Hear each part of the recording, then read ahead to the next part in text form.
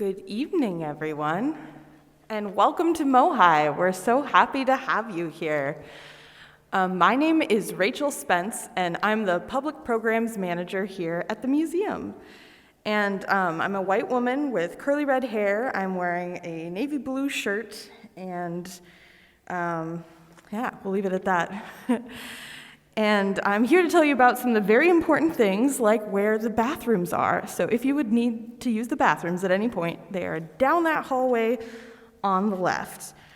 I also would like to point out we have some lovely amenities, including a bar in the back. If you would like snacks or drinks at any time, feel free to get up and get them. We also have our store open tonight.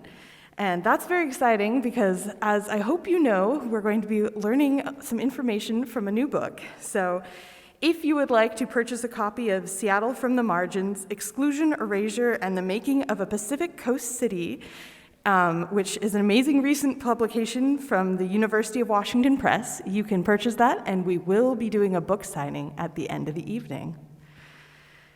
So tonight we're going to be learning about labor and migration in early Seattle and its impact on the racial and socioeconomic inequalities that shape Seattle today.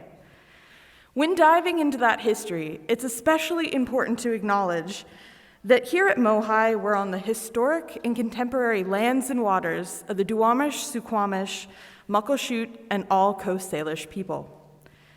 Historically, Native communities were forcefully removed from the city, but today we honor their continued endurance with deep respect and gratitude for their unbroken stewardship of this place.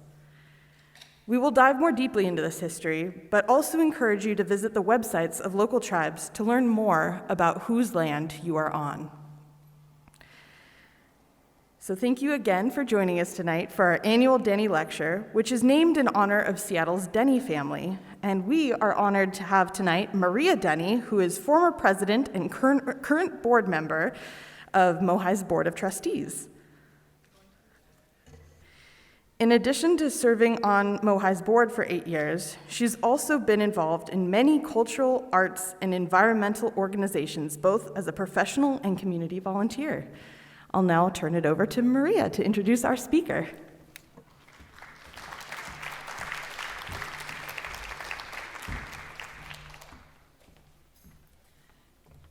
Thank you, Rachel. And on behalf of the MOHAI Board, thank you all for coming this evening and welcome. MOHAI holds a strong institutional commitment to sharing history with a broad audience. As part of this work, the Denny Lecture series presents the very best in regional historical scholarship, recognizing an individual each year who is making a difference in the community and beyond through an exploration of history. We are so pleased tonight to have the honor of welcoming Megan Asaka as this year's Denny Lecturer. Megan Asaka is an award-winning scholar, writer, and teacher.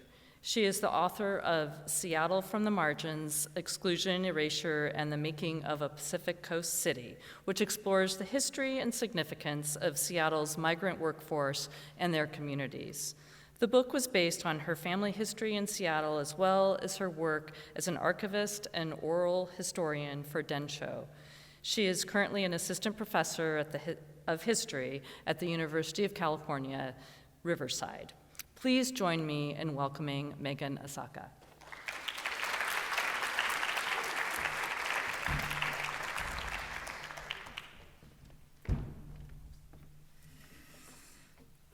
Hello, everyone.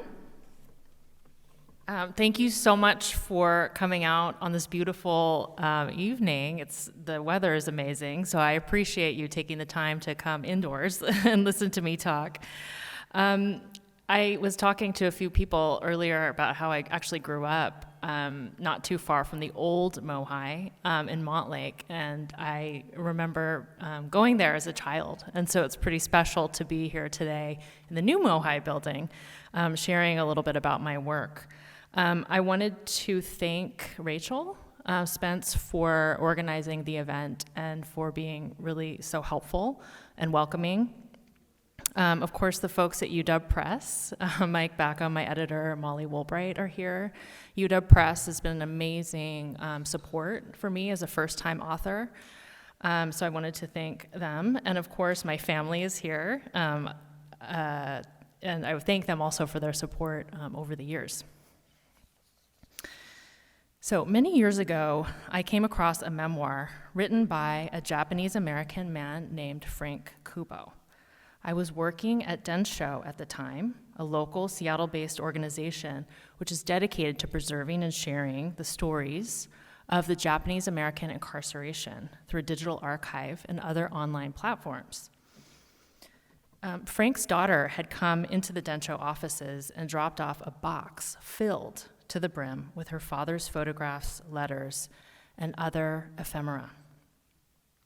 As I set about inventorying the collection, I found Frank's memoir, typewritten, which he titled As I Recall. In this memoir, which was pretty remarkable, he recounted his life.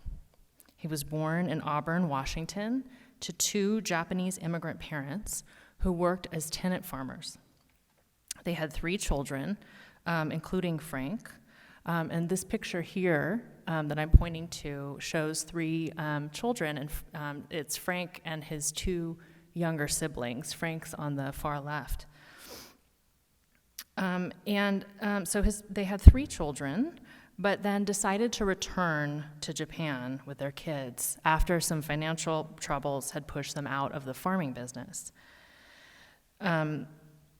So Frank was a U.S. citizen, so he was born in the United States, but grew up in Japan, as was actually very common at the time for Japanese Americans. And this is a photograph of actually Frank on the steamship going to Japan with his family in the early 20th century. When Frank became a bit older, though, right, he's in Japan and he was growing up, he wanted to return to the U.S. He was eager to pursue his education, other opportunities. So in 1927, he bought a one-way ticket from Yokohama to the Northwest, and he took that 3-week journey. It took 3 weeks at the time to cross the Pacific, and arrived in Seattle in June 1927. And as he described in his memoir, it was really an interesting kind of thing. So Frank's uncle greeted him at the docks right when he arrived and brought him to a hotel called the New Home Hotel, which was located just around the corner. And I'm quoting here from Frank's words from his memoir. "Since it was already summer, all the schools were closed. My uncle took me to the Nishimura Employment Office to apply for an Alaskan salmon cannery job. So he stored his belongings at the hotel. The next day left for Alaska on another steamship, quote, filled with Japanese men of all ages. He worked for 1 season at the cannery, returned to Seattle with $120, which he sent back home to his family in Japan. Then he kind of wondered what to do next, and he decided to spend the winter at the New Home Hotel, which his uncle was now managing. And then come spring, Frank found another job, selling food and supplies to Japanese workers around the region. He returned to Alaska the next summer for salmon canning season, then returned to Seattle after salmon canning season was over, and he described this kind of cyclical process of migration. So when I read Frank's account of his early life in the Northwest, I was very excited and intrigued, and it seemed to me that he was opening up a rare window into the world of migratory labor. And this was a world that looked very different from the accounts shared by many of my interview subjects at Densho, and indeed many of the other accounts of Asian American life in the Pacific Northwest that I was familiar with. And these accounts often described a process of putting down roots, of creating stable communities and institutions through slow, hard-earned growth, in spite of the many barriers they faced in doing so. But what Frank described was different.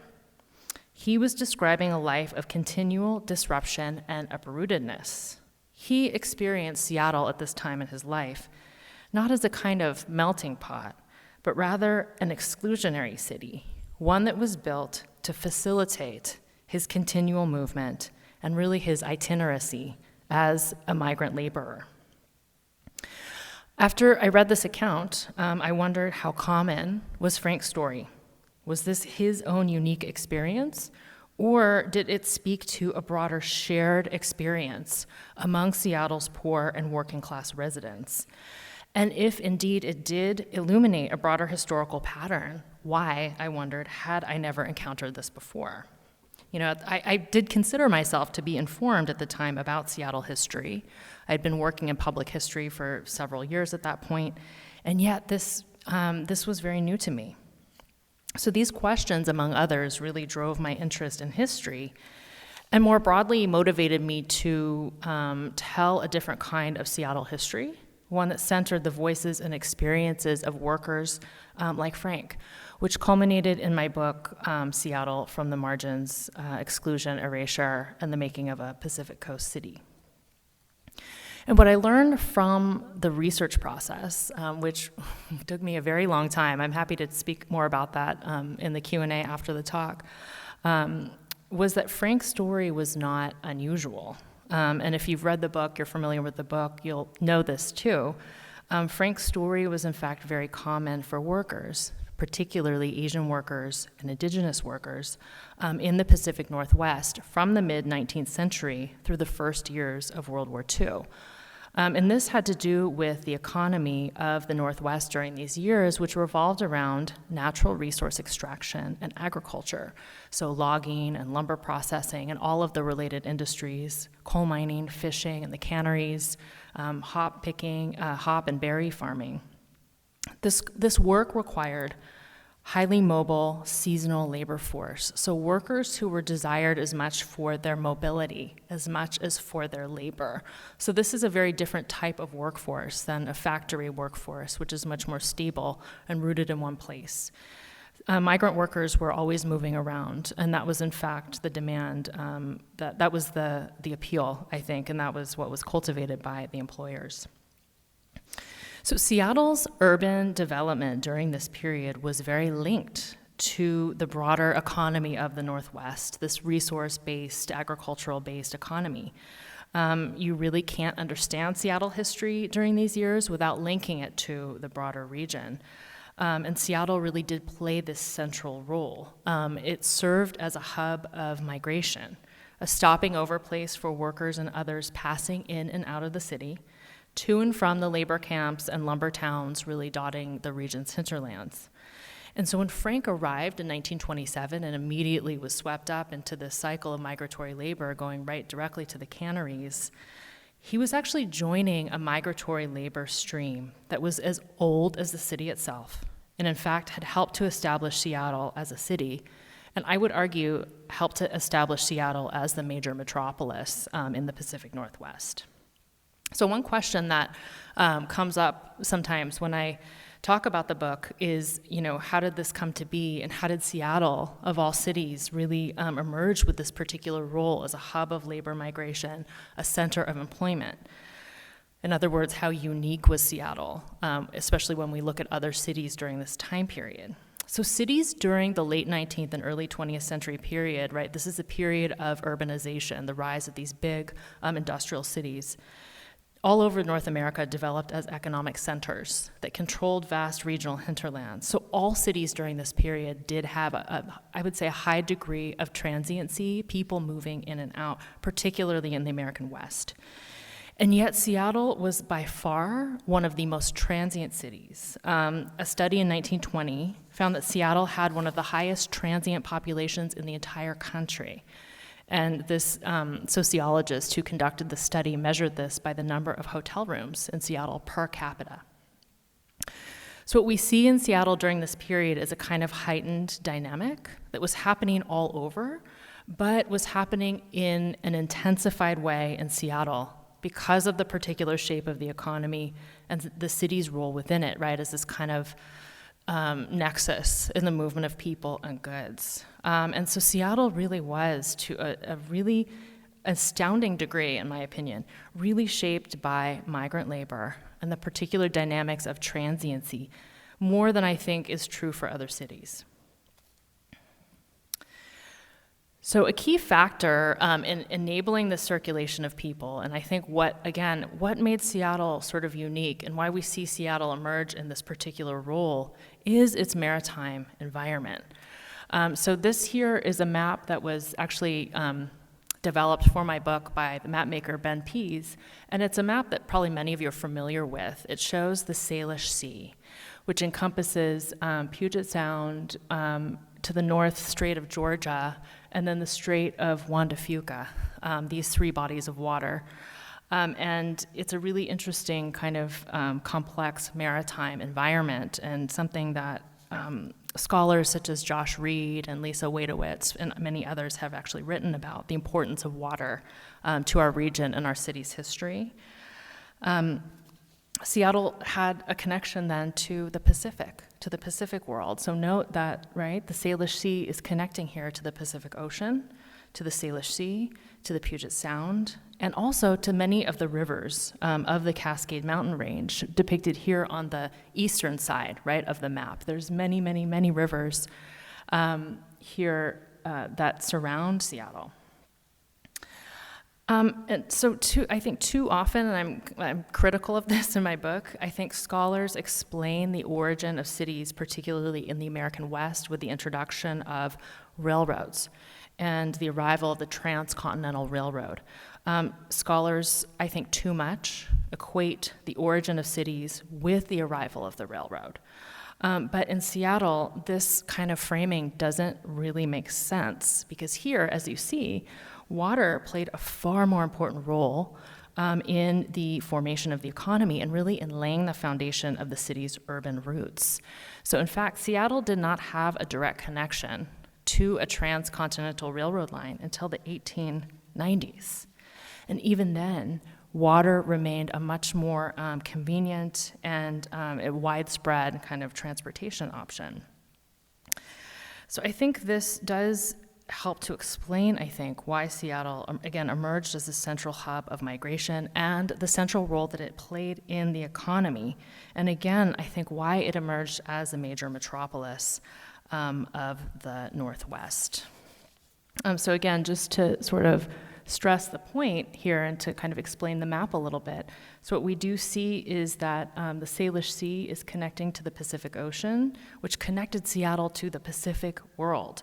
So in the 1860s, 1870s, Seattle was much more closely tied to the Pacific world than it was to the rest of the continental United States.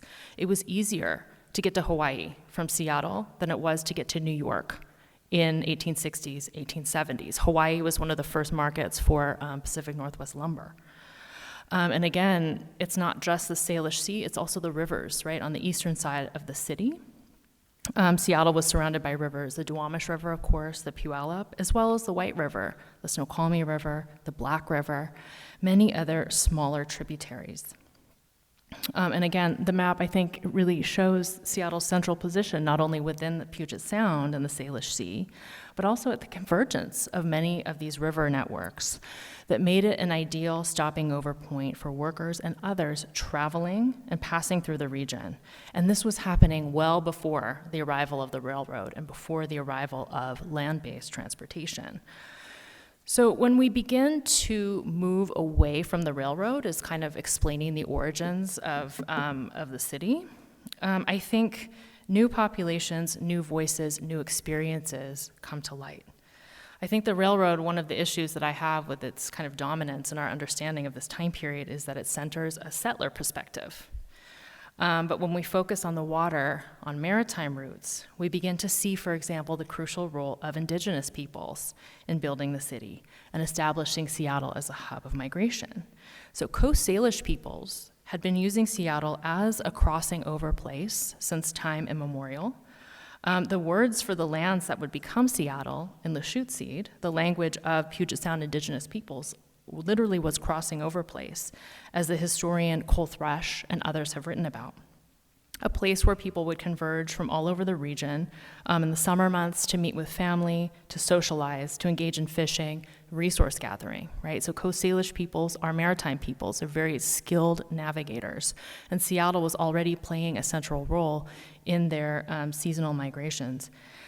So often, especially in, I think, Seattle history, the Klondike Gold Rush is the event that's often stressed. And I'm sure many of you are familiar with this, right? In the 1890s, discovery of gold in Alaska and the Yukon sparked this huge rush of people who came from all over the world to Seattle, using Seattle as that stopping over point as they headed up to Alaska, right, in the Yukon.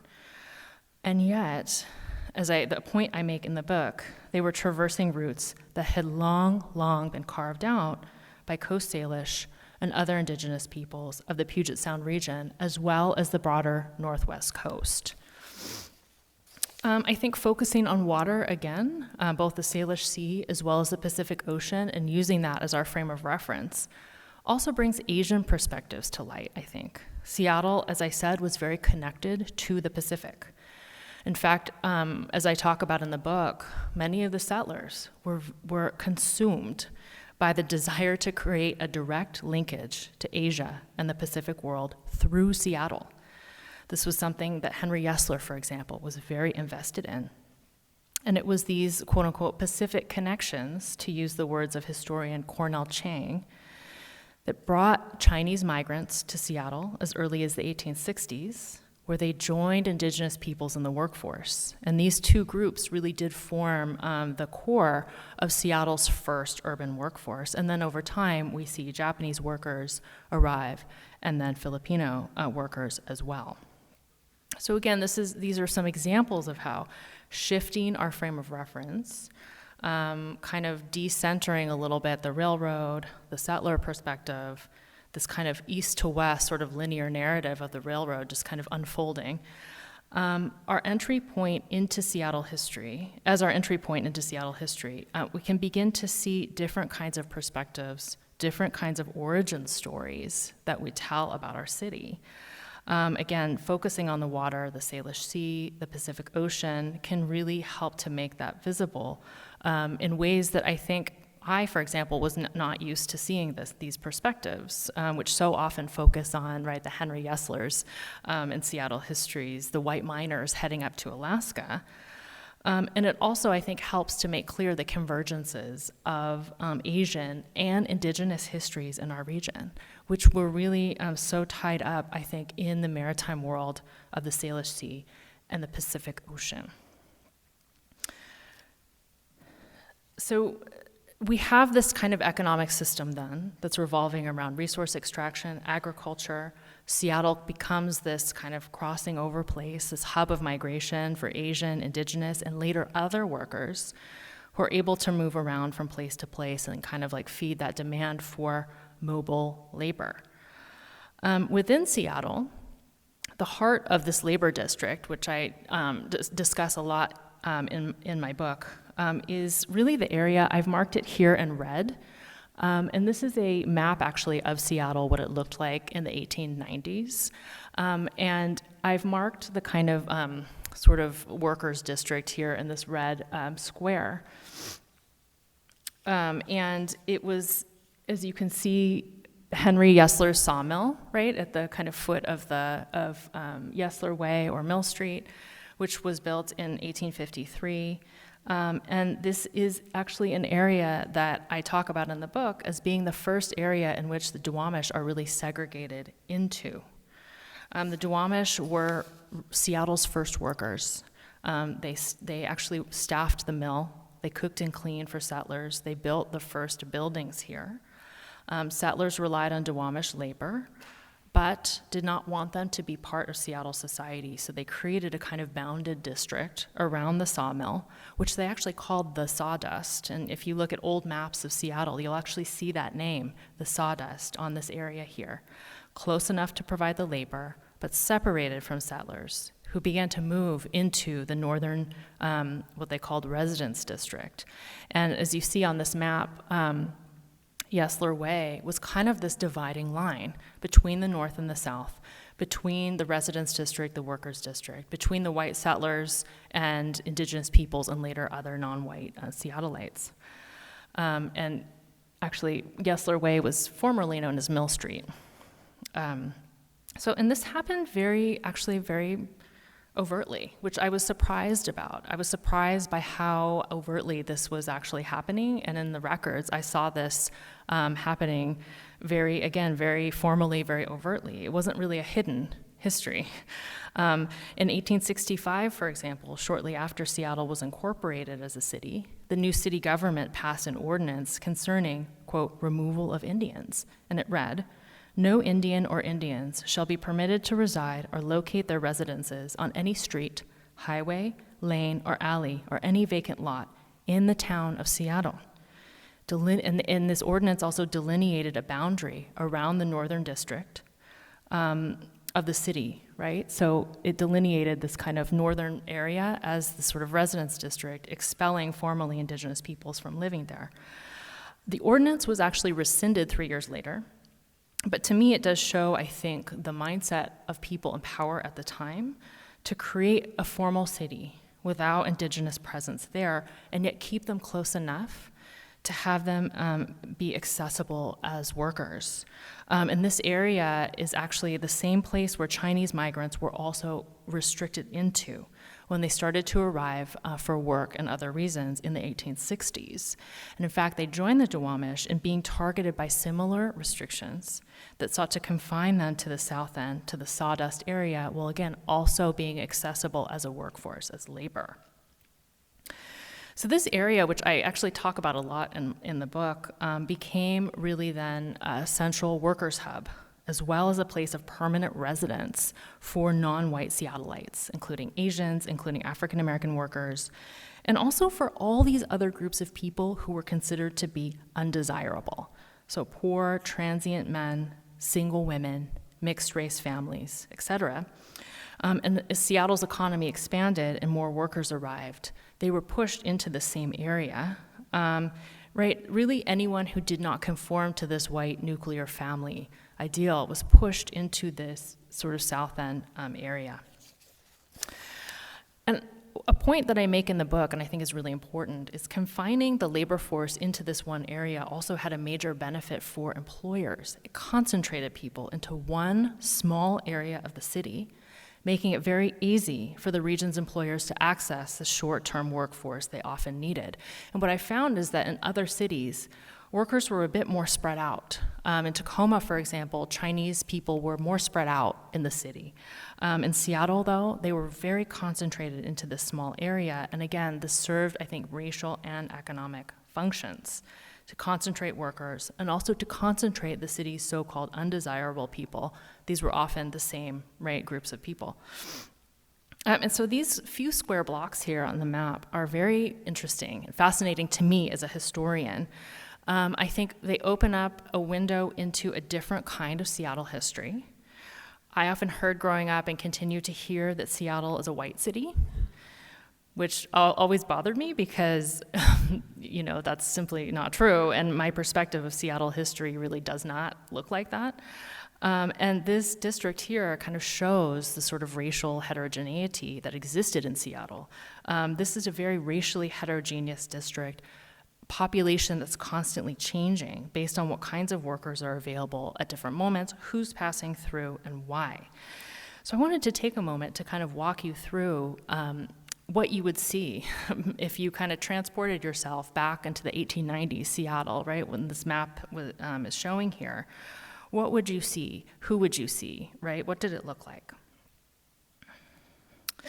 So here is a photo, actually, that I include in my book, and it is showing the foot of Washington Street. I think it's now South Washington Street.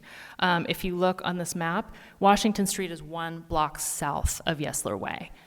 And back in the day, it looks very different now, but back in the day, you could directly come from the waterfront and walk just right up through Washington Street. Now there's, the viaduct was built and ferry terminals, so it looks very different now.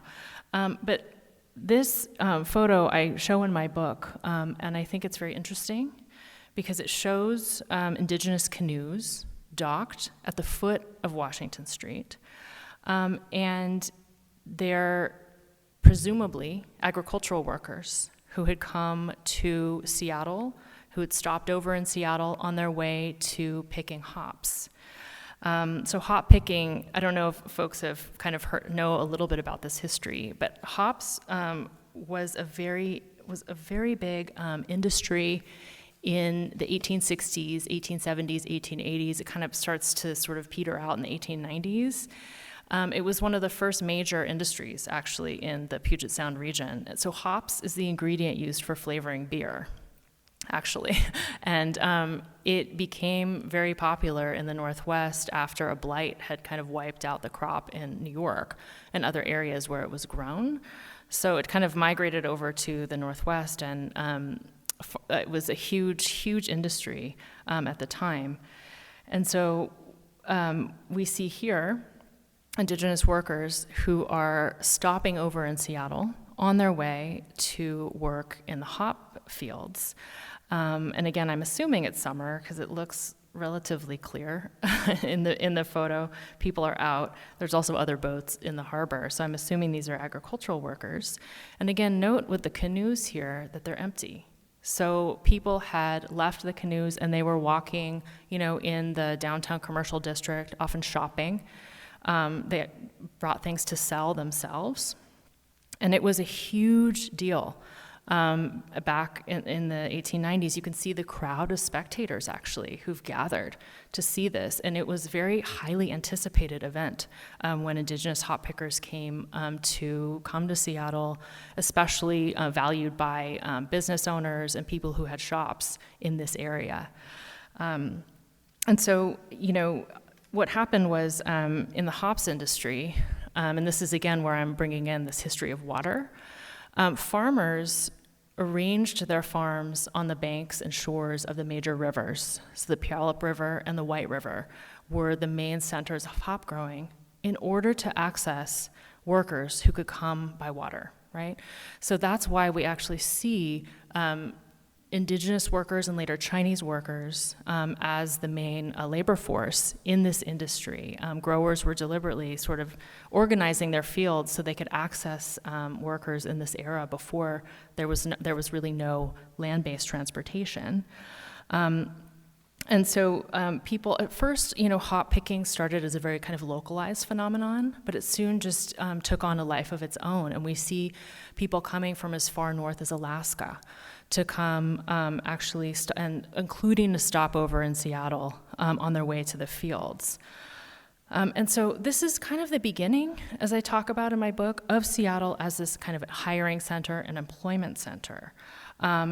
So Indigenous workers would travel to Seattle, and employers would also travel to Seattle, right before harvest season to kind of gather pickers, to hire pickers. And so interestingly, I found out that many Indigenous kind of groups appointed a labor representative who would bargain with the employers around kind of terms, including pay and the amount of time that they would work. So when they figured out that kind of payment system, then they would often sort of spend a couple days in Seattle, buy supplies, head to the harvest, spend 3 or 4 weeks at the harvest, include a stopover in Seattle on their way back where they would, again, kind of shop and buy supplies to take back home, and then they would leave. And as the hops industry started to grow and become more of a bigger sort of industry, Seattle began to take on a more important role, right, as a hiring center, a labor center for hiring. And this photo I also include in my book, and I think it's really interesting because, agricultural work was very appealing in some ways to many Coast Salish peoples, in part because it did allow them to travel by canoe with family members. So you often see whole families traveling together, even extended families. It allowed them to engage in cultural practices and cultural traditions that were being suppressed on the reservations. They were being suppressed by the U.S. government. They were being suppressed by the missionaries, deemed "quote unquote" uncivilized. So hop picking and their ability to set up camps around the farms was a way for them to create these autonomous spaces away from the reservations, away from this kind of cultural suppression that they were experiencing. So again, this was very appealing in many ways to Coast Salish peoples and other indigenous peoples, the agricultural work. Okay, so moving on a little bit. So we have the foot of Washington Street, we have canoes, we have indigenous migrant workers, hop pickers who are docking in Seattle. If you walk a couple blocks east on Washington Street, you would come across this building here. Does anyone recognize this building? Come across it in any maybe personal research? This is the Chingihi building, and it actually is still standing today. It's one of the, I think it's the only remaining actual physical structure left from this kind of early Chinatown. The International District is not where Asian Americans first lived in Seattle. They lived much closer to the waterfront. And it actually is still standing, which is amazing. So if you walk a couple blocks east on Washington Street, you would come across this building, the Chingihi building. One of the only brick buildings at the time on this street, so which speaks to, I think, the prominence of this man here, Chingihi, who built it. And this was the headquarters of, it was called the Quang Tuc Company, owned by Chingihi. So Chingihi was a very prominent early Chinese immigrant in Seattle. He opened up and formed the Hua Chong Company with his partner, Chen Ching Hak, who was actually, I think, one of the first Chinese residents in Seattle. And the Hua Chong Company it did a lot of things. It was an import-export business. They had a store where they sold Chinese goods and supplies. They sold paintings and silk and tea, fireworks. They also had a labor contracting business as well. And so Chingihi actually left Hua Chong in the 1870s because he wanted to focus more on the labor aspect of it. And so labor contracting was really what brought a lot of Chinese immigrants and later Japanese immigrants to the Pacific Northwest. So a labor contractor was kind of a middleman, usually someone prominent in their respective communities who often spoke English. They were bilingual and so had close ties with the region's prominent white businessmen.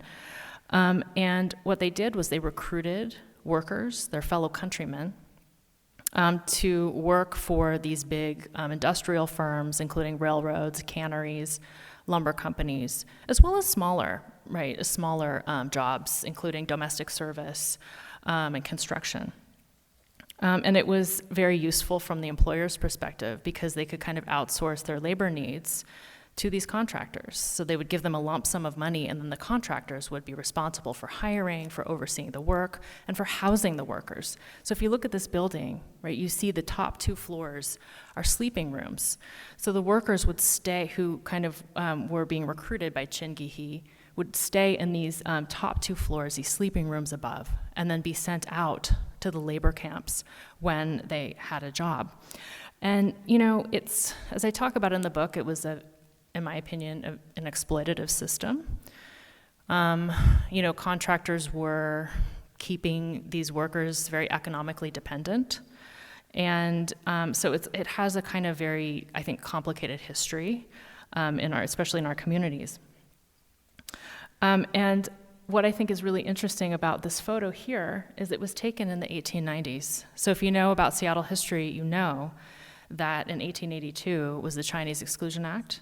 And you know that in 1885, 1886, there was really horrific anti-Chinese violence directed at Chinese people in Seattle, Tacoma, as well as the outlying areas.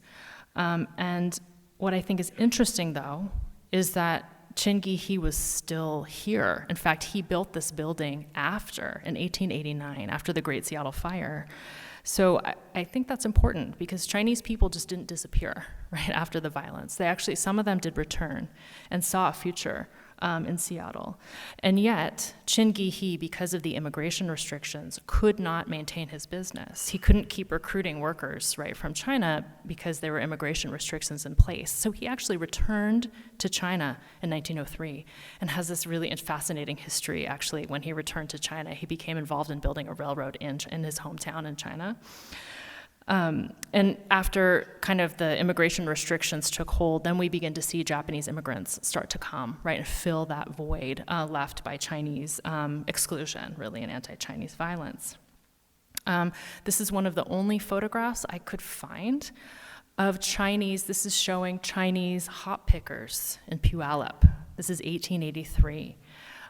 It's very difficult to find photographs, actually, of Chinese agricultural workers in the Puget Sound region, but I did find this one. And I wanted to show it because, this was an industry where Chinese and indigenous peoples worked the same jobs. And many industries were like this. They worked the same jobs in agriculture, in the canneries, domestic service, laundry. And so this was one of the examples of that I talk about as hop picking agricultural work. Okay, just check the time, good. So moving on, okay, so we have this kind of indigenous presence, we have the Chinese presence just on this, very small few square blocks from Washington Street. So just across the street from Chin Gihi's building on Washington Street, we would find, if we sort of found ourselves on Washington Street in 1907, the headquarters building of the IWW, the Industrial Workers of the World, or the Wobblies, as they were known, kind of colloquially. So the IWW was a radical labor union that sought to unite workers across industries rather than organize them by trade, right? So typically, timber workers had a union, shingle weavers had a union. The IWW wanted to unite all wage workers together in a kind of militant struggle against capitalism. And it was a notable union because it was one of the few at the time to welcome all workers, regardless of race. If you know about labor history a little bit, you know that there was a lot of hostility against non-white people, against people of color, by organized labor in this period. The IWW was unique in that it welcomed members from all races. The IWW appealed to many people, particularly unemployed workers, migrant workers, people who were not included in that kind of more conservative sort of traditional union structure. And it also appealed very heavily to immigrants. So I found examples of, their preamble of their IWW constitution translated in Japanese, translated in Chinese, translated in Swedish, in Danish, so they were very appealing to immigrants in particular.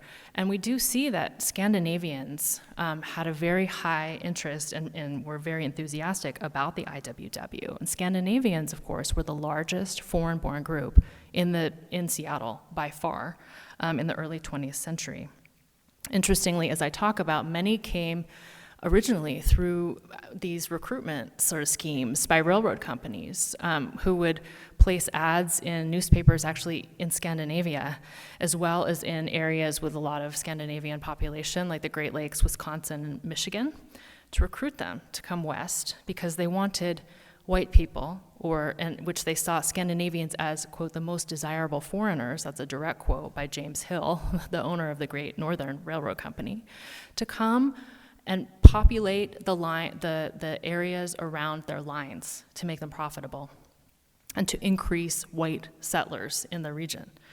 And yet, what I saw was that many Scandinavians actually were too poor to buy land, and so they worked in the same kinds of jobs and industries as Asians, as indigenous peoples, right? The maritime industries, agriculture, farming, and lumber. So lumber was probably the industry that employed the most Scandinavian, sort of foreign-born Scandinavians. Many Scandinavians did work in the lumber industry. And so Seattle served similarly as it did in agriculture as a center of employment for the lumber industry. In many ways, lumber companies built on that system that was already in place from the hop growers and other farmers, and it operated in similar ways. So lumber companies relied on private employment agents and companies to recruit workers. And these companies charged a fee for job seekers, right? So they would charge $1 every time they would place someone in a job, and thus incentivized high turnover. And often employment agents would kind of collude with foremen at these lumber companies to make as much money as they could by hiring and then firing and then hiring and firing as many workers as possible. And this is actually exactly what's being critiqued in this cartoon here, which is showing the employer, the foreman, the ticket agent, the employment agent, all kind of working together to keep workers on this kind of cyclical cycle of hiring and firing and kind of disposability. And this cartoon actually came from the Industrial Worker, which was the newspaper of the industrial workers of the world. And I think captures really well the kind of critique that, made them so appealing.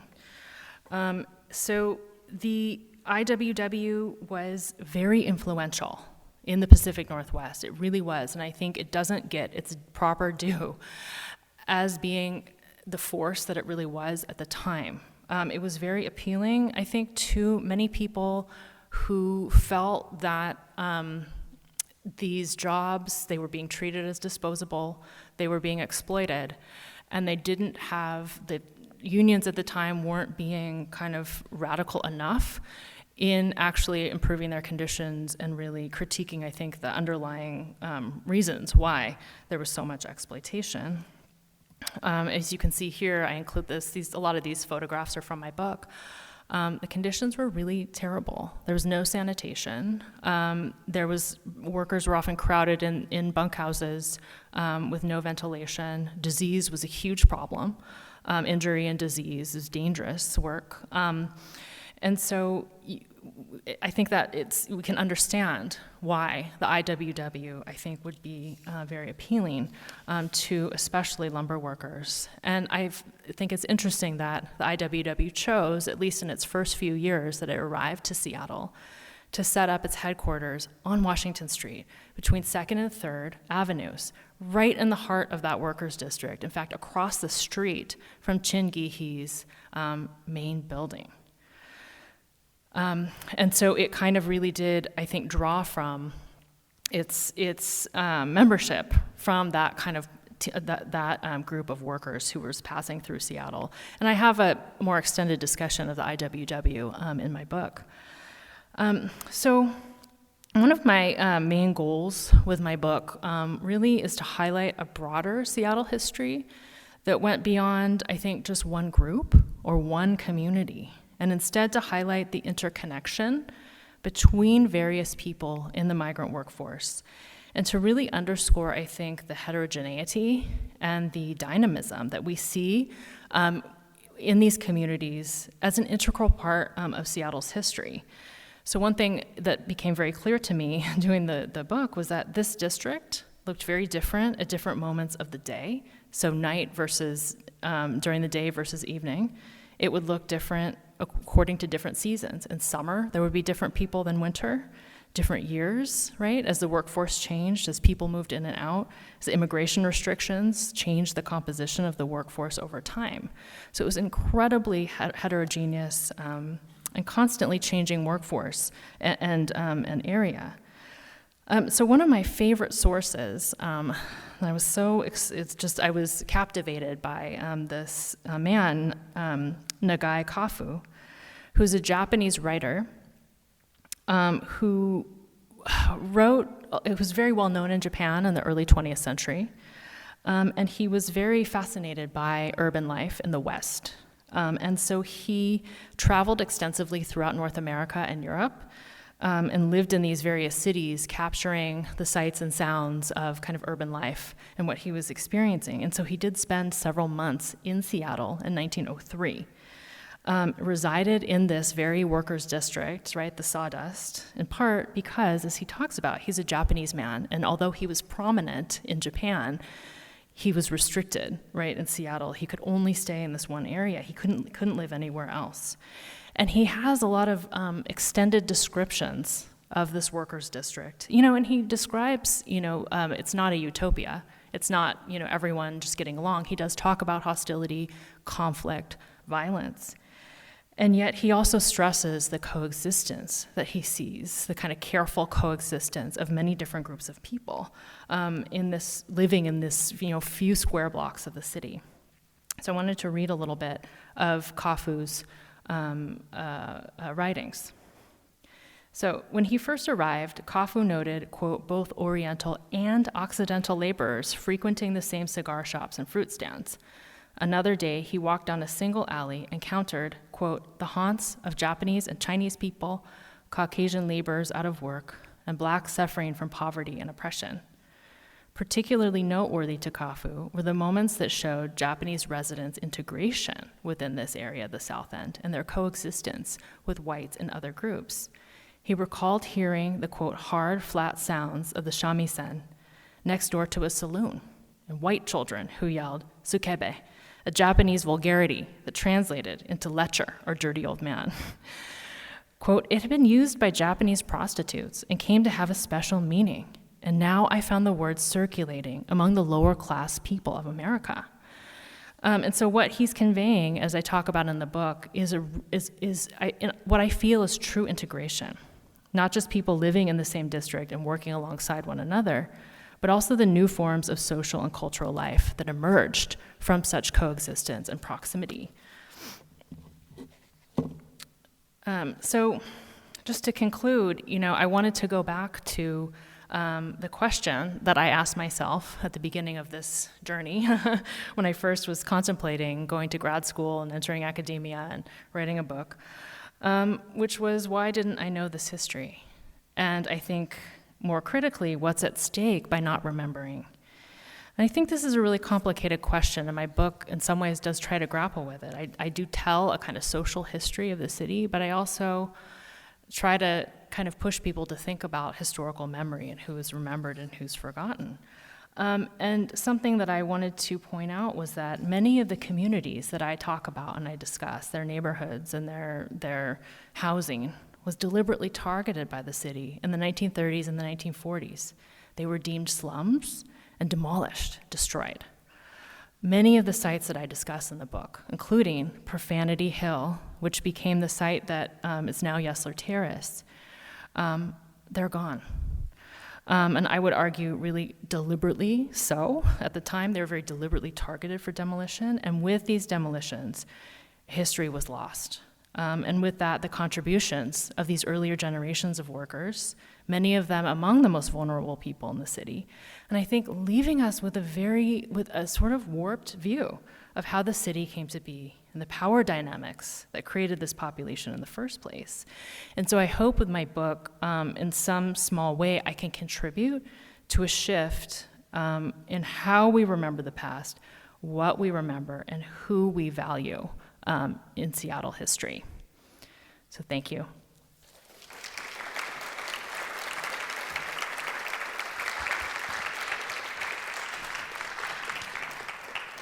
Thank you so much. We now have time for Q&A. So my coworker Sora and I have mics, and if you have a question you'd like to ask, please raise your hand and we will come to you. Going over here.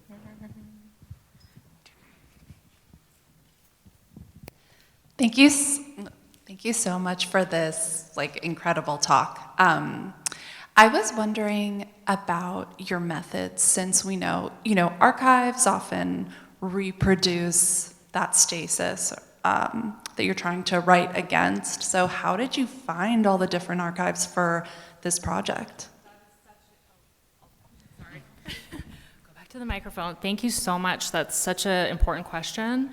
And I'm so glad you asked that, because it was extremely difficult. And I think people who often work with writing the histories of very marginalized people, often encounter two forms of marginalization. They were marginalized at the time, and then a second time in the archive itself. And so it was extremely difficult. Looking back, it took me, I started this in 2008 in grad school, and then I published the book in 2022. That's how long it took me, and I was actually finding things up until I published the book in 2022. But yeah, I think the traditional records were not helpful, because if you think about how records are produced, They record the lives of people who are stationary often, who are in one place and who have, jobs. You can see their paychecks, their taxes, deeds and mortgages, and they create a paper trail. People on the move don't create that same kind of paper trail. And so I was really inspired by Nyan Shah's work, and this is a historian who also works on kind of transient men, and talks about how historians really do privilege permanence, and they have kind of left their blinders on when it comes to people who are mobile transiency also. So for me, actually, I found the built environment to be a really kind of powerful and useful archive. So looking at things like floor plans and photographs like something like this, right? Looking at photographs, floor plans. I found the fire department records, which they had so much discussion of certain buildings, that people migrants were living in, and Japanese hotel owners were operating a lot of these hotels that were being targeted by the fire department. So it was a process of piecing together, I think, over many years, scraps of just the scraps of information. I also found mapping to be really useful. So in my chapter on the hops industry, I discovered that, hop farmers were organizing their farms along the banks of these rivers because I found just a census of where the hop farmers were. I mapped them, and I was like, oh, they're all along the Puyallup River. They're all along the White River. And then I kind of layered on, different oral histories and memoirs of indigenous workers who, talked about traveling by canoe and by the water. So it was a very, very difficult, very long process, and I think speaks to the importance of slow research, right? And really the importance of kind of taking our time and being able to do that. But yeah, it was an extremely difficult project. Thank you for asking.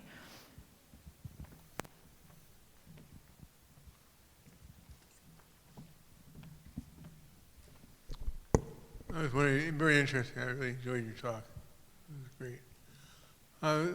Curious about any possible links to slavery. I agree with Wobblies and other groups in there. Did you feel like there were links to slavery?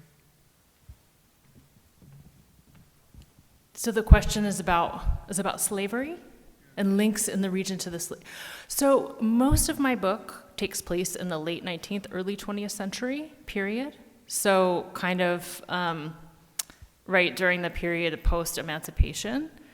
Did I find links to slavery in the Northwest? Personally, I didn't, but that doesn't mean that they didn't exist. It just wasn't necessarily a focus of mine. But yeah, I think that would be an interesting, certainly, topic for further exploration. Yeah. What happened to the IWW in Seattle? Thank you for asking. I actually discussed this at length in my book. So what happened was the IWW had a huge strike during World War I. They called on halting all lumber production, which was hugely detrimental to the war effort because the Northwest was producing lumber to build ships. And so the federal government got involved. The federal government came to the Pacific Northwest, labeled the IWW a treasonous organization, and criminalized everyone who was often through sort of these very trumped up charges, about disturbing the peace and, things like that. But there was a very, very calculated, deliberate campaign of repression against the IWW, which I don't feel is discussed enough in terms of what happened to the IWW. Well, they were incredibly threatening to the lumber companies, to the federal government, to the war effort, and so there was a very vicious campaign to suppress them. And one thing that I do talk about as well is what happened to a lot of Scandinavians who were very active. They were deported. I found cases of 12 Scandinavians who were deported in 1918 through these expanded powers that the president gave to enforce kind of immigration restrictions. So anarchy became a deportable kind of offense in 1918 because of the IWW. So I do feel like the IWW was so significant in this region and had such an appeal. And because of that, in some ways, I think it was seen as threatening.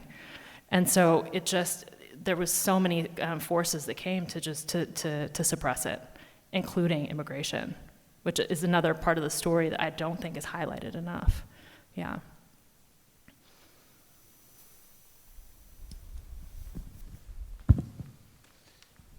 Hi. So first off, thanks so much. I truly loved your book. You talked about Seattle evolving as a market city and economy through time in a couple of different generations. So you saw market forces at work, hops, lumber, and ultimately you take it to Boeing and even modern capitalism, right?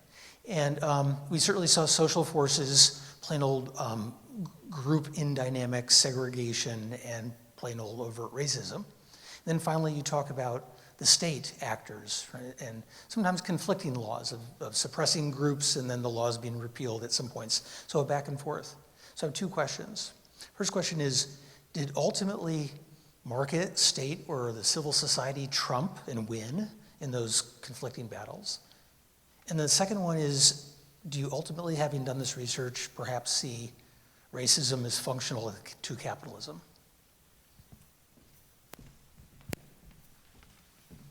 So the question really was asking, well, to your first point, it's really hard to kind of disentangle that because I think they all work together in various ways. So you said the state, civil society, and what was the third? Market. I feel all work together in some ways at various moments, and sometimes didn't, right? And so I highlight these moments where things kind of fall apart in that kind of synergy, that sometimes they didn't work. But then there was an effort to kind of put things back in order again when we have, for example, the IWW was hugely disruptive. So there was an effort to kind of contain, an effort to kind of to put things back in its place. And the second question was really a question about race and capitalism. And I personally feel that it's very difficult to, disentangle these two. They worked, they were intertwined, they were integral. And in that way, I think, a lot of scholars have discussed this recently, and I'm kind of very in line with that body of scholarship that talks about, you can't understand race without understanding capitalism, without understanding economics, and vice versa, right? And I think it's that integration of those two, for me, that was kind of missing a little bit, I think, in Pacific Northwest history, right? The how race and how capitalism intersected.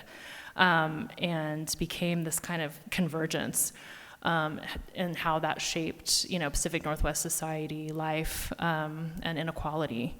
But thank you for that observation. Yes, I would say for sure I see these two kind of forces really working together, intertwined in a way that you can't quite disentangle them. Thank you for your talk and book.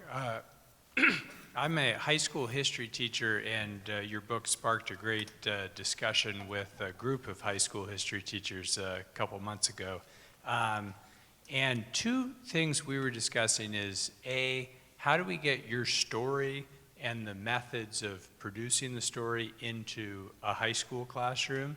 And the second is, there's a lot of discussion of your book and conversation with Murray Morgan and Roger Sale and William Cronin and James C. Scott. I don't know if you have any thoughts on either of those questions. Yeah, so about high school, sort of introducing some of my thoughts into the kind of high school curriculum. So for me, in terms of high school, what's really important and what I stress with my students is really at UCR is really kind of valuing their experience and looking to things like family history as the entry into kind of understanding a more complex U.S. history, Pacific Northwest history, Seattle history. I work at a school that's, 85% students of color. So that for me has been really great because students, to be honest, they come to my class and they're not interested in history. because they think it's, memorization. I mean, I'm sure you know this.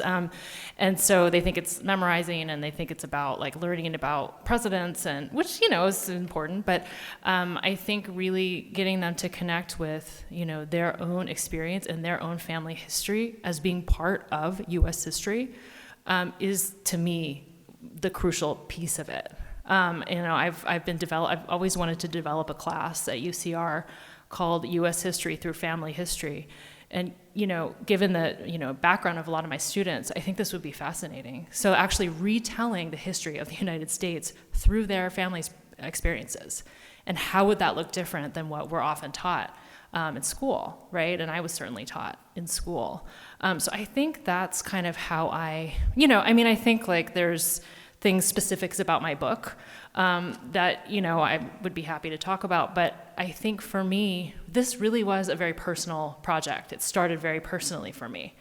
When I was growing up, I saw one view of Seattle history, and then all around me, I was like, but no one else, this isn't being reflected in any way. It's not being reflected in museums. It's not being reflected in, newspaper articles, not being reflected in textbooks. It's not being reflected in scholarly history. So I was like, I thought, what is with this disconnect that I'm feeling? And that's kind of, motivated me to write the book, because I just felt that it was a missing perspective. So I would say that. So about, kind of Roger Sale, Murray Morgan, and folks, I think there's been a really great kind of history from below tradition in Seattle for sure. Another scholar that who's very inspirational to me was Quintard Taylor, who wrote Forging of a Black Community. His book was the first book I ever read that highlighted the experience of people of color in Seattle, and that was mind-blowing to me. I read it in college, and so I tried to kind of build, especially on his work, and I see my book maybe in conversation with his, and I often recommend his book to people alongside mine to get a kind of a really good picture, I think, of race in Seattle history. And so Quintard for sure. Others, I draw on other scholars, definitely, who have been doing this work for a long time. Shelley Lee and Dorothy Fujita Roney are two scholars who are not discussed enough in Seattle, who wrote really important books on Seattle's relationship to Asia and the Pacific world.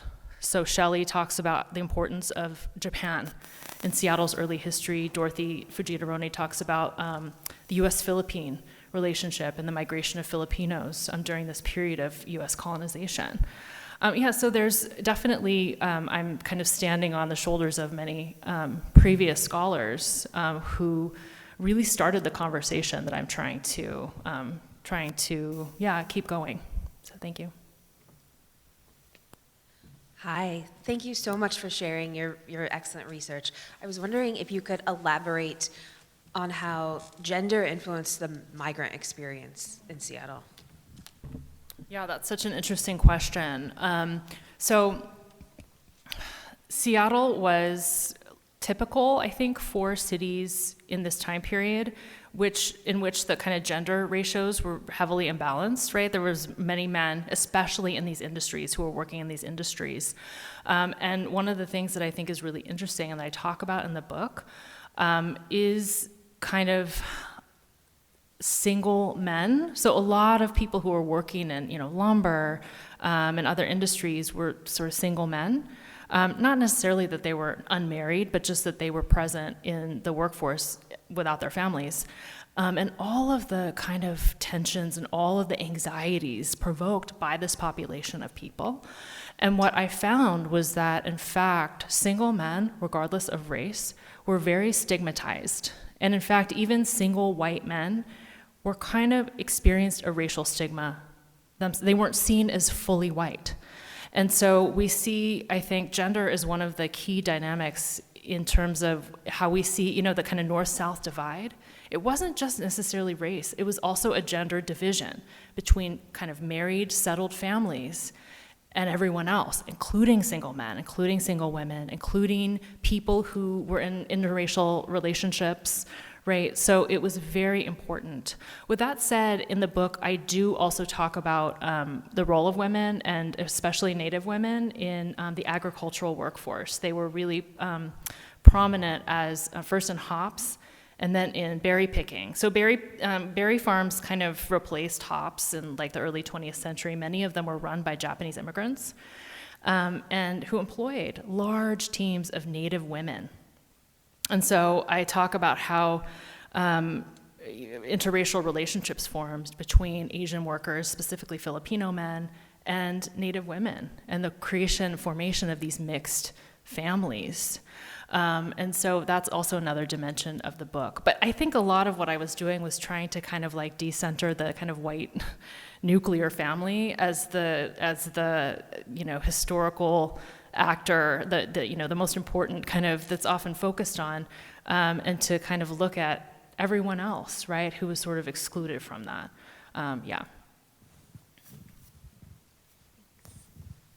You have a photograph in your book in Makotio of a Japanese community, and you mentioned your great-grandfather. I was wondering if you could talk more about that and what you uncovered about your family through your research. Oh, of course. My dad's going to appreciate this. So, yes. So she's talking about a photograph, and I love talking about this. Thank you for asking, because I love talking about this photograph. I actually talk with my students about this photograph as a kind of like a historian's moment that was really meaningful. So there's a photograph in my book of Makotio, right, which is near Everett, north of Seattle. And it was a lumber town. It was, I think, Crown Lumber was located there. They hired many Japanese immigrants at the time. It was a very Japanese workforce. And there was a lot of racial violence against these workers. So a lot of harassment, assaults, people shooting guns into the Japanese camps. And so I found this photograph, which shows actually Japanese workers themselves who have rifles. They're holding rifles, which is very, it's a very arresting photograph because we don't often see that. So there's Japanese men holding guns in the Japanese labor camp in Makotio, and I found out through oral history, actually, that my great-grandfather, Grandpa Tamra, had actually smuggled the guns into the labor camp and armed the workers who were trying to defend themselves from racial violence and being targeted. And so that's the story. And I found his oral history in this amazing kind of oral history collection called Issei. Many of you are probably familiar with it. It was a Japanese journalist actually came to Seattle in the 1970s and interviewed a bunch of Issei, or Japanese immigrants, and wrote this, 1,000-page book about their experiences. So he was quoted in that. So I felt like I had to put that in there. Because I loved that story so much, and I love that photo. Such an arresting photo. So yeah, that's the story behind it.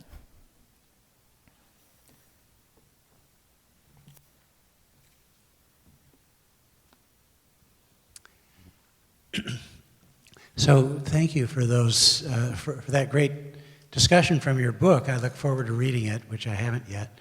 But I just wanted to follow on a thread of your stories based upon very close friendship that my family of Scandinavian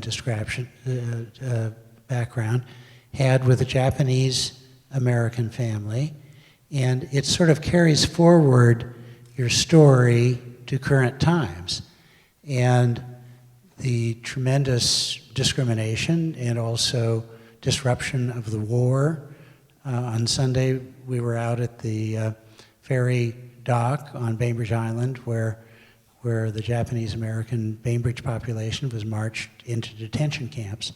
And then the resilience, the amazing resilience of the Japanese Americans in the state of Washington as they came back from that terrible humiliation and are now, their descendants are prospering and succeeding in very major ways in our society. So there are lights of hope in this resilience as a follow-on to your stories? Yeah, I think one of the things that I get asked sometimes is like, this is kind of a depressing story. Like, do you see any, like, hope or lessons that we can draw from it? And yeah, in fact, like, to me, the book is about the resiliency, creativity of people who were pushed to the margins and created so much. They were creators. That's one thing that I wanted to say. They were creators. As much as they were, yes, marginalized, as much as they were exploited, they were creators in the city. They created new cultures, they created new social worlds, they created so much. And to me, that's so important to highlight. And I wanted to, in some ways, stress that. That was a motivation of the book, was stressing kind of people who honestly had, really been kind of pushed to the margins, not only at the time, but by historians, right? Saying, they just lived in the shadows. Kind of these faceless, nameless people who just lived in the shadows. But no, actually, I wanted to put them front and center and to show how important they were in the history of the city, to building the city, and just to show that everything about Seattle society, in my opinion, at the time, was really focused on them. Right, on, politically, socially, economically. That was such an important part of the city. And so I think that highlighting that, for me, was definitely a motivation, right, is highlighting the creativity, the agency, and how they were creators of our city who were never given, right, their proper due. Yeah.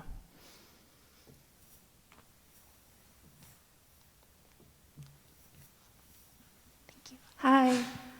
Thank you so much for speaking with us tonight. And today, the Seattle Chinatown International District was named as one of the most 11 endangered historical significant places in the United States by the National Trust for Historic Preservation. And we see like the CID experience continued pressure of displacement. And you talked about how the built environment was really important for you in being able to find primary resources and research for your book. And I'm just curious, like as a tool for advocacy, like how do you see this type of like research and history and storytelling as like a tool that we can use to advocate for the preservation of our current CID? And the people who still live and work there today. Yes, thank you so much for that. And they're talking about the news today, I don't know if folks saw it, that the Chinatown International District was listed as one of the 10 most endangered places in the United States. So I think what became clear to me through the research was the importance of the built environment, and specifically like vernacular buildings and landscapes. So every day, right, kind of buildings, everyday sites, and how they act really as these containers of memory. And when these buildings are demolished and the residents displaced, what we're losing is that access to that memory, the connection between the past and the present, the communities that live there. And so I think for me, like place-based history, which is what I think in part my book is doing, can be incredibly powerful as a tool of advocacy to intervene into present day, right, pressures on marginalized kind of communities, right? Not only in terms of like asserting the significance to, of these places to, the city, but also among residents themselves, I think, to value their experiences, to value their community, to value their place in the city, I see is very valuable, actually. One of my advisors actually in grad school is Dolores Hayden, who did a lot of work in terms of advocacy around kind of vulnerable communities, using kind of place-based histories, using things like public exhibits, walking tours, to really kind of highlight the true importance of these districts. Because I feel like, that history is so crucial to Seattle, right? Like the Chinatown International District and the residents today and in the past are so critical to our city, right? And I think the more that that's stressed and the more kind of people become aware of that, I think the better, right? And the more important. But I do think that, you know, what we see and what my book talks about is this kind of cycle of displacement and demolition and places being kind of viewed as expendable. And hopefully, I think my book tries to make the case, you know, for the importance and the value of these kind of communities that are demeaned, that are pushed to the margins, that are deemed slums, that are deemed undesirable neighborhoods, in fact, hold an amazing social world, amazing cultures, right? And their kind of value to the city overall. So yeah, I think that for sure, this kind of study, yes, it is kind of like very far in the past, but I do hope that it can offer some kind of model for how to intervene, I think, into the present day discussions, particularly as they pertain to Asian American history in Seattle.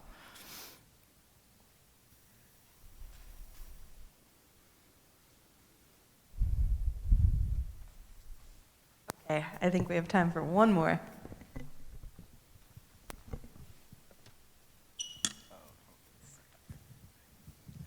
Thank you.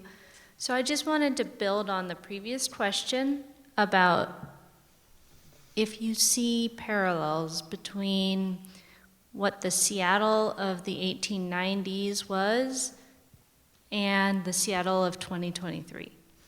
What parallels or lessons or themes do you think are really valuable for us to focus on? So one of the things that was really surprising to me, actually, doing the research for the book, was the racial geography of Seattle divided between North and South that started as soon as the city was formed, right? That was the kind of key to Seattle's origin, was this division and how much that has persisted. That is one of the things that was really striking to me doing the book, and why I kind of went so far back in time, actually. I was originally just kind of going to focus on this like 1890s sort of turn of the 20th century period, and yet I kept going back because I kept wondering, well, why is everyone in this place, you know, in this particular place? Like, what is the division here? And I had to go back to the origins of the city itself. So that, to me, is a very persistent division in Seattle that certainly is, I think, still with us, right? That kind of division between North and South, for sure.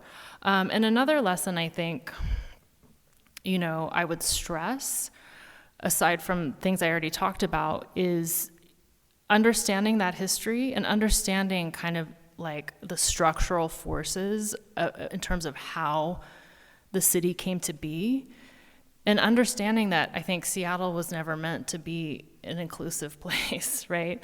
That was very obvious to me in the records that I found and in the story I tell. In some ways, I'm reflecting what I found in the archives. It was never meant to be an inclusive city. There was always people who were deemed expendable. And this was true in the 1850s, 1860s, and that continues. That point, I think, is really important to stress, because I think once you realize this, once you realize the long history, and you focus on the structural, it forces us to kind of think more about that rather than individual choices of people or moral failings or something like that, right? Blaming individuals for making certain choices or whatever. You begin to see that the city was actually built this way. You know, I don't necessarily like to feel like, oh, nothing ever changes, right? Because things do change for sure. And often changes are happening by people who are the most, you know, exploited and the most marginalized are the ones who are pushing those changes. But that was a striking thing that I found in my research, and one that I think is definitely still persists in the city today, that parallel, yeah. Thank you. Thank you, everyone, for your questions. And thank you so much to our speaker, Megan Asaka. Big round of applause, please.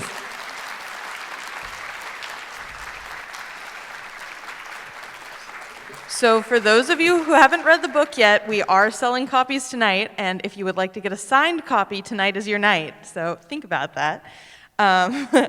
And also, we ask you to come join us again. If you go to mohai.org, you can find many different programs. This is one of them, which will be happening next month. We're going to be looking at the 25-year history of the Nettie Artist Awards, so that'll be a lot of fun. And also, we love your feedback, so please take the time to take a survey. We do have a raffle prize if you take that time, so we will be having surveys at the front desk as you leave, after you do the book signing. So we would love your feedback. It helps us make our presentations even better. And with that, have a lovely rest of your evening, get home safe, and we hope to see you all again soon. Thank you.